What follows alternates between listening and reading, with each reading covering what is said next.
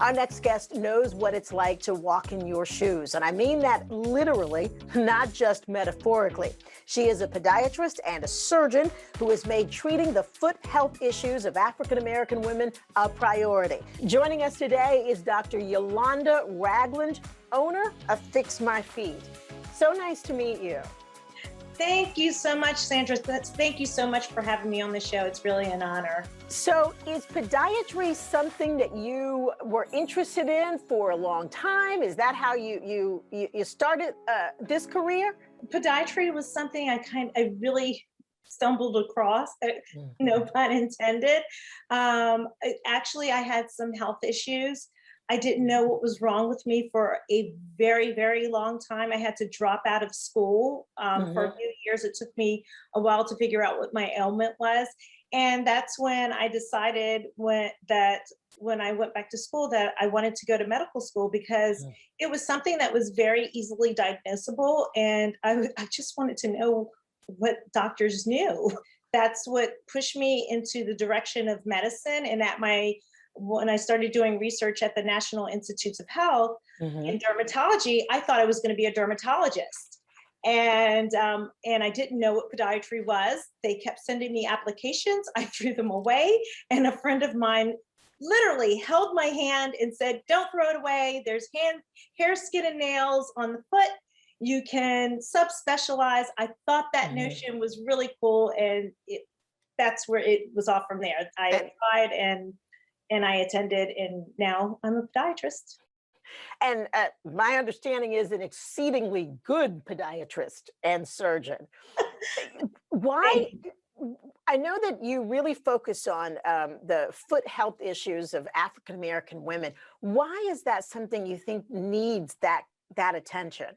I think many doctors of this particular, I think if you're in this demographic, if you're an African American woman, or if you're just an African American, I think that you should start focusing your practice on this particular demographic. I think that a lot of times our issues get dismissed. They're not heard. I think that we don't oftentimes get the services that we deserve. So going through medical school, going through my residency program, I saw a lot of things. I saw how people were treated, and I saw surgical outcomes, and I saw the different variations. And I said, the same things that you do apply to one particular type of skin is not going to translate the same on Black skin. So that's when I decided that there's got to be a better way to do things. And I had women coming to me saying that, "Hey, can you fix my bunion or my corn in a way that doesn't leave that long, ugly scar the way that my mom got one?" And I heard that over and over and over again. And that was the aha moment for me. That's when I just said, you know what, this is what I'm going to do. And so whenever I came across an attending that had a different way or perspective of doing it, I jotted it down in my little Wonder Woman notebook. And then I put all those different things together, and then voila, I came up with my own techniques. What are some of the most common foot ailments that you see over and over in African American women that you find yourself treating? Well, first of all, I think within our community, there's a culture of wanting beautiful feet. So that was the first thing that I noticed. I always, when I give talks, I start all my talks off with a 1-minute clip from Boomerang, where Eddie Murphy's with the beautiful woman. And, he's just turned off when he sees her ugly feet.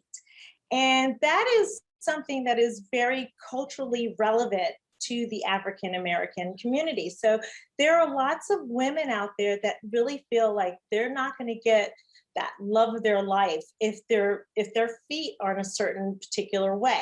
So most of the people that come into my particular practice, because it is a surgical practice, they come into me looking to get relief of pain from their bunions and their corns and their hammer toes, but they want it done with a cosmetic result. So that's why I coined that phrase, providing medically necessary surgery with a cosmetic result. What I love about your practice too is that that you have focused specifically on women of color and their issues. I'm curious, when you tell people that, people in the medical field, are they surprised? Do they understand what you're talking about when you say, this was a neglected group of people, they weren't getting the services? I would think, I would also think that it's lucrative. I mean, you're doing great work, but there's a lot of people that have been ignored. Yeah, they're ignored, they're dismissed. I think, what was the biggest thing, Sandra, was that when I told peers, not medical peers, but like friends that are in the same socioeconomic status, when I said, I'm concentrating on African American women, I want to sidebar that with, this is for everybody. But my core group are African American women. So when I said this is what I wanted to do, sometimes they were the ones that said, well, why don't you try to get everybody? And I said, no, I said, these are the people that really want this. I've seen results after results after results that were unwanting, lacking. I have to keep tissues all over this office because these people are devastated by these results. They would have rather stayed in pain and kept their ugly bunions and corns than be relieved of pain and have the ugly results that they were getting. You also, you really also trying to give back in other ways as well. Talk to me a little bit about Pumps for Purpose. So Pumps for a Purpose was something that I came up with because I've been doing this, transforming lives by transforming feet for almost 20 years now. And I've been supported by women that are just like me. And so I wanted to reciprocate that. So it's really a shoe donation program. And so I went to a lot of these philanthropic organizations that help women that are entering back into the work system that may have been in an abusive relationship, they may have been incarcerated, they may have had a loved one or a partner pass or something like that. And now they're going back out into the workforce and they have nothing, they don't have any clothing, they don't have anything ready for them to get back out there into the workforce. And so when I started speaking to the directors of these programs, they're getting the donations. They're just not getting the right types of shoes. They're not getting sensible shoes and they're not getting the right sizes. Okay. So my goal is I'm working with manufacturers because that's an issue. I can't find the sizes either. I want to get these women brand new pairs of shoes that are sensible and in their size. So I'm looking for sizes from size 9 to 12, something sensible and something that they can go to work in and something that they can use even after work also. Okay. A worthy cause, and I'm sure plenty of people in need. If I send folks to fixyourfeetproducts.com, because you do have products that you specifically sell to your clients, correct?